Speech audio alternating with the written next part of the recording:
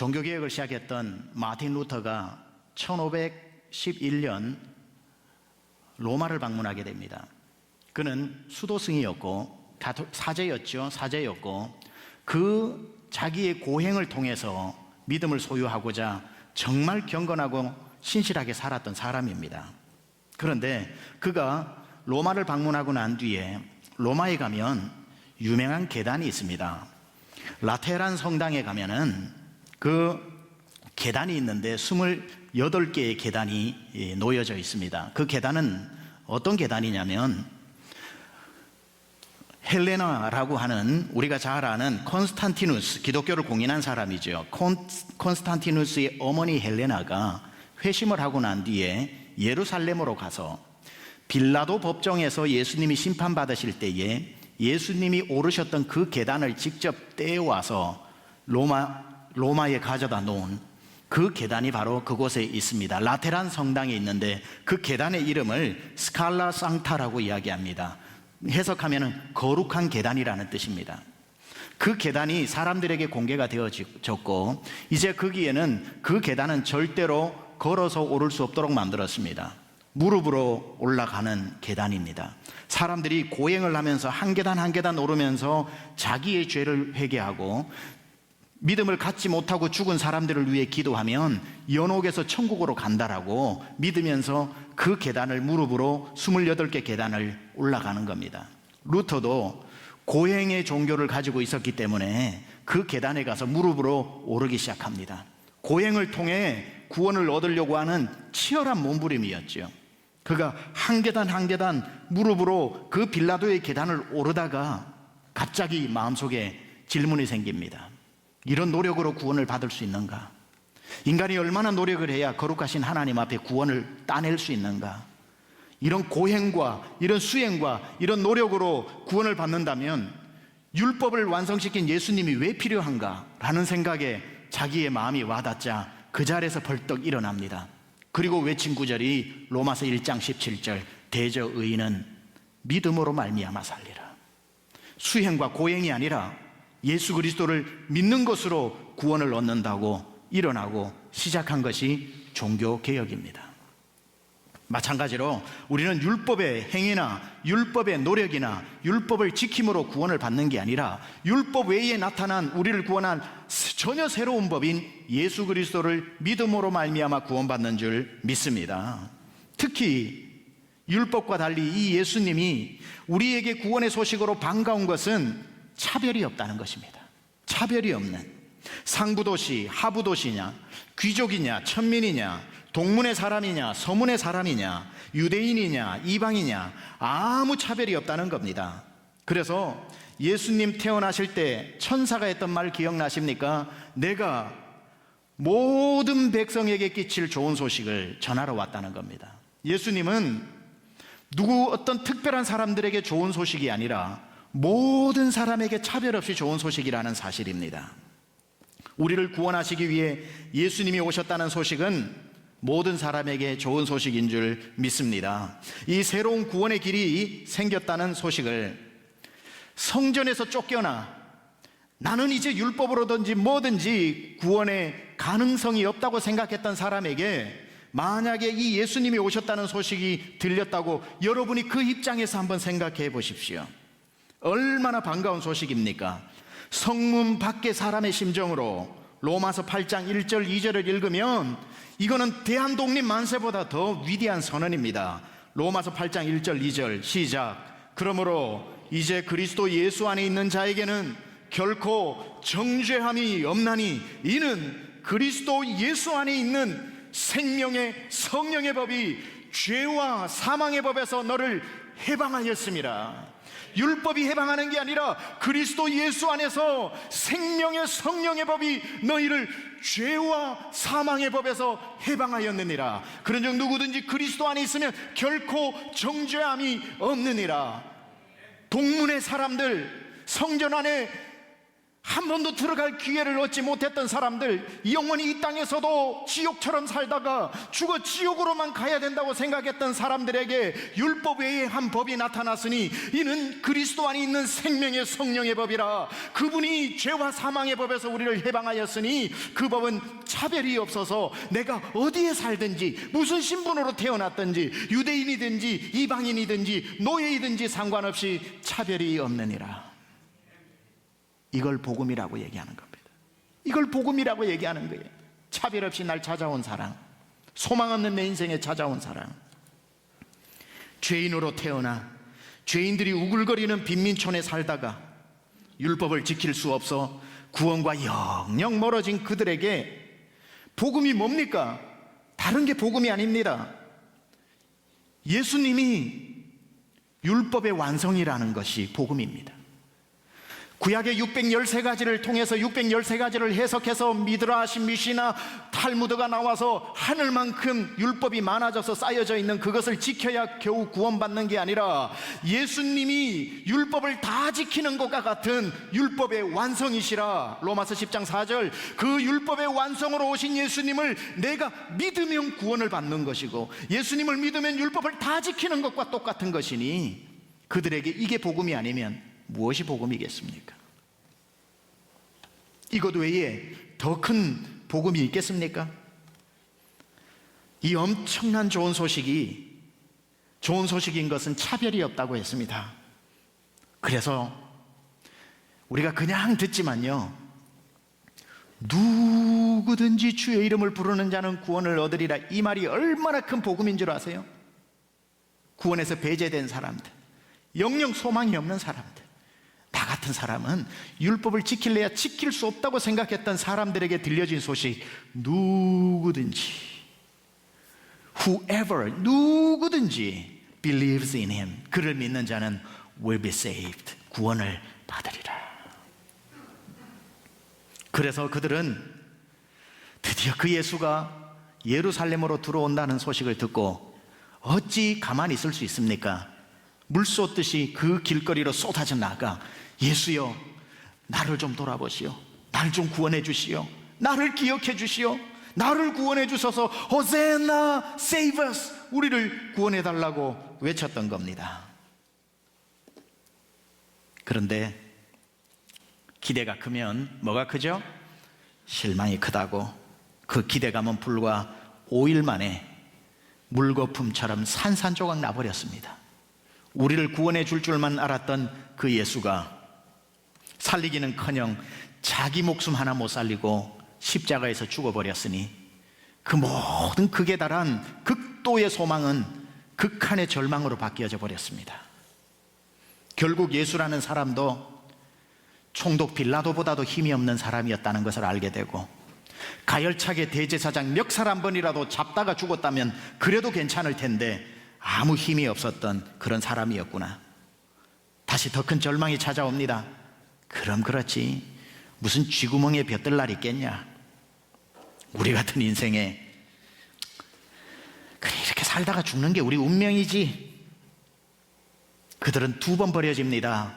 율법에 버려졌고 예수에게 버려졌고, 이제는 세상 소망 다 끊어져 버린 사람들. 예수님이 죽으시는 그날, 유월절 양 잡는 시간, 안식일 바로 전, 그때에 예수님은 오후 3시에 돌아가셨고, 하나님이 이 땅에 오셔서 하나님이 십자가에 달려 죽었으니 사람은 몰라도 천지가 놀라지 않겠습니까? 여러분, 예수님이 하나님의 아들이라는 걸 사람만 몰랐지 하늘도 알고 땅도 알았습니다. 어찌 하나님이 인간으로 온 것도 놀라운데 그 하나님이 인간의 손에 잡혀 십자가에 죽는 것을 하늘이 쳐다보는데, 알고 있는 하늘이 어찌 가만히 있으며 알고 있는 땅이 어찌 통곡하지 않겠습니까? 땅이 그 순간, 예수님 돌아가시는 순간 통곡하는 것이 지진이 일어나서 무덤들이 열리고 바위가 깨지는 겁니다. 예수님이 죽으시는 것을 땅이 통곡하는 소리예요. 인간들아 너희는 모르지 이분이 하나님이라는, 나는 안다, 나는 안다. 하늘이 어두워졌다고 그랬습니다. 백주대낮이 햇빛이 그 빛을 잃어버렸다고 했습니다. 해가 얼굴을 가리운 것입니다. 인간들아 너희는 모르지 저분이 하나님이었다고. 하늘도 슬퍼 얼굴을 가리고 땅도 통곡하면서 흔들었고 성전 안에 성소도 하나님을 알아 휘장이 찢어지면서 세상이 통곡하는 그 시간 인간들만 웃고 있었죠. 저는 자기 죄 때문에 죽은 줄 알고. 예수님 돌아가시는 시간은 하늘도 땅도 슬퍼 몸을 떨었습니다. 그리고 예수님은 무덤에 들어가셨고 토요일 하루 안식일이라 무덤 속에 안식하셨고 죽음 속에서 예수님이 안식하신 거지요.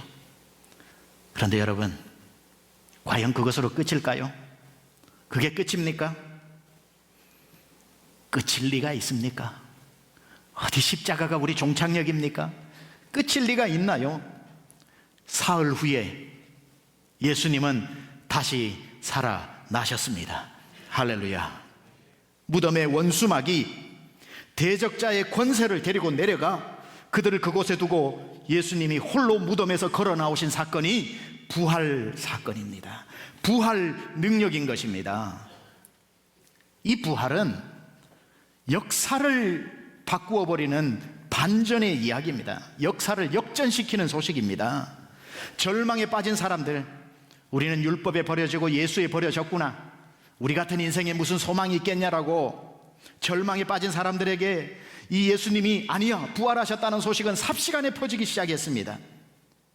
예수님이 죽으실 때 소망도 함께 죽어버렸던 사람들에게 예수님이 다시 살아나셨다는 소식은 예수님 한 분만 살아났다라는 것을 의미하지 않고 예수님이 살아났다면 우리도 살아날 수 있겠다라고 하는 희망이요 가능성이기 때문에 이 부활의 소식이 얼마나 반가운 소식이었는지 모릅니다. 예수님의 죽음은 내 죽음이지만 예수님의 부활은 나의 부활이라는 것을 그들은 믿었기 때문입니다. 로마서 6장 4절입니다. 시작. 그러므로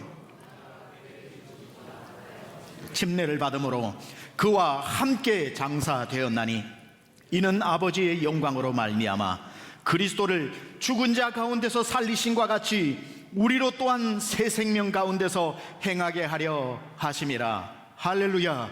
예수님의 부활은 우리를 살리기 위한 부활인 줄로 믿습니다. 여러분, 이 감격을 제대로 이해하시기 위해서는 저는 설교 준비하다가 참 답답할 때가 있어요. 어젯밤 12시까지 제가 10시 넘어까지 수양관에서 말씀을 준비를 하다가 12시 반에 이제 비서 목사님께 최종 보냅니다 하고 보내고 운전을 하고 집으로 오니 거의 자정이 되었더군요. 새벽 1시까지 또 본문을 보니까 또 전하고 싶은 말씀이 있어서 또 최종 보냅니다 하고 1시에 보내고 또 아침에 4시 반쯤에 일어나서 5시부터 준비를 하다가 6시에 최종 보냅니다 하고 또 보내고, 뭐가 최종 보낸지는 모르지만 계속 이 말씀이 주여 이 우둔한 입술로 어떻게 전할 수 있습니까? 이 부활의 소식을 어떻게 제가 전해서 그 부활이 나와 상관없는 부활이 아니라 우리 성도들이 내 부활이라는 것을 가지고 부활의 소망으로 살 수 있겠습니까? 몸부림치는 거예요. 몸부림치는 거예요. 이 감격을 제대로 이해하기 위해서 유대인의 절기를 조금 알아야 되는데요. 여러분, 유월절이 있어요. 유월절. 근데 유월절은요, 유대력은 니산월이라고 하는 달력을 씁니다. 우리도 음력이 있고 양력이 있지 않습니까? 그렇죠? 유대인들의 니산월은 정월입니다. 우리나라 달력으로는 3월이 될 때도 있고 4월이 될 때도 있어요. 그 정초가 우리 달력으로 3월 또는 4월입니다. 그러나 니산월 14일이 유월절입니다. 우리 음력으로 설날이 정해져 있고 추석이 정해져 있어서 양력은 음력 따라 하니까 요일이 바뀌지 않습니까? 그렇죠? 자, 유월절은 니산월 14일인데 니산월 14일이라는 건 정해진 날짜입니다. 바뀌지를 않아요. 그러나 달력이 바뀌기 때문에 뭐는 바뀔까요? 요일은 바뀌죠. 작년에 니산월 14일이 월요일이었을 수도 있고 올해는 니산월 14일이 수요일일 수도 있지 않습니까? 맞나요? 안 맞나요? 마스크 끼셨다고 그렇게 소극적으로 계셔도 됩니까? 정말 고개라도 끄덕이셔야죠. 맞나요? 안 맞나요? 맞죠? 그래서 니산월 14일이 월요일일 수도 있고 어느 해는 수요일일 수도 있고 어느 해는 목요일일 수도 있습니다. 그러나 예수님이 돌아가시던 이때의 유월절은 공교롭게도 토요일입니다. 토요일인데 또 뭐지요? 토요일이 안식일입니다. 유월절과 안식일이, 그러니까 우리는 계속 유월절이 이것만 우리가 기념을 하다 보니까 6월절이 당연히 토요일로 생각을 하는데 그렇지 않습니다. 월요일 때도 있고 화요일일 때도 있어요. 그런데 예수님 돌아가실 때는 6월절 날이 안식일 날이었단 말이죠. 예수님은 6월절 하루 전에 돌아가신 것이고, 그런데 이 기간 중에 6월절 다음 날부터 무교절이라고 해서 누룩 넣지 않는 빵을 일주일 동안 먹습니다. 6월절이 만약에 월요일이었다면 그 다음 날 화요일이 무교절 시작이고 그 다음 주 화요일이 무교절 끝입니다. 그런데 이 기간 중에 또 하나의 절기가 있어요. 무슨 절기가 있냐면 초실절이라고, First Fruit이라고 해서 초실절이라고 하는 7대 절기 중에 한 절기가 있습니다. 초실절은 뭐냐면은 추수가 시작되면서 이스라엘에서 난 첫 번째 열매를 하나님 앞에 드리는 제사의식 절기입니다. 초실절이 언제냐면 6월절이 있고 6월절이 끝나고 맞이하는 첫 번째 안식일이 있고 안식일 바로 다음 날이 초실절입니다. 자, 잘 따라오고 계시죠? 자, 그렇다면 여러분, 예수님이 돌아가신 6월절은 6월절이었고 안식일이었죠. 첫 번째 안식일이었죠. 그러면은 초실절은 언제입니까? 바로 그 다음 날인 주일이죠.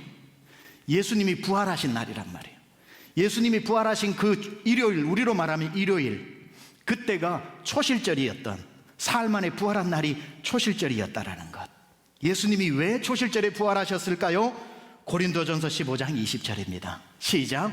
그러나 이제 그리스도께서 죽은 자 가운데서 다시 살아나사 잠자는 자들의 첫 열매가 되셨도다. 부활의 첫 열매로 초실절에 예수님이 부활하셨다는 사실, 이걸 꾸며낸다고 어떻게 인간이 메시아 퍼포먼스를 하겠습니까? 하나님의 섭리가 아니고. 예수님이 초실절에 부활하신 겁니다. 왜? 부활의 첫 열매라고 그랬으니 예수님의 부활로 끝나지 않는다는 것 아닙니까? 첫 열매가 있고 그때부터 수확이 시작되어 가지고 추수가 끝나는 게 오순절 날입니다. 50일 동안 이어지는 첫 열매 뒤에 계속 추수가 일어나니 이 예수님이 부활하신 것을 들었던 유대인의 절기를 어릴 적부터 알고 있었던 사람들은 예수님이 부활의 첫 열매로 되셨다면 나도 부활의 두 번째 열매, 세 번째 열매가 되겠구나 생각을 하고 예수님의 부활을 자기들의 부활로 받아들이기 시작했다는 겁니다.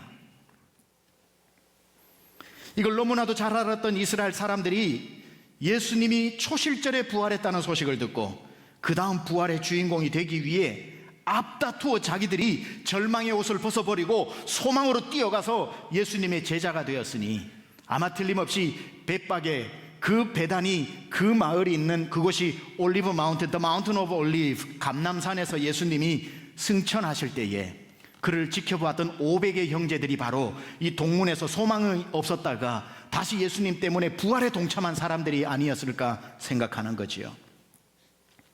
자, 예수님이 무덤에서 부활하신 날, 그 부활하셨다는 소식은 삽시간에 예루살렘의 온 땅에 퍼지기 시작합니다. 여러분, 이 부활의 소식이 얼마나 빨리 퍼졌냐면 대제사장과 제사장들이 너무 당황을 해서 마태복음 찾아보세요. 사람들을 불러 돈을 주면서 부활 거짓말이라고 해라, 부활 거짓말이라고 해라, 제자들이 훔쳐갔다고 그래라, 제자들이 훔쳐갔다고 해라, 돈을 주고 사람을 사서 잘못된 이 정보를 흘리니 그 소문이 오늘날까지도 이르더라, 이 표현이 나오지요. 얼마나 이 소문이 진짜였으면 돈을 주고 입막음을 했겠습니까? 그러나 이 부활의 소식을 누가 멈출 수 있겠습니까? 온 동네 구석구석에 이 부활의 소식은 급속도로 퍼지게 되었습니다. 생각해 봐야 됩니다. 어떻게 이 부활의 소식이 이토록 빨리 전해지게 되었을까? 이유가 있어요.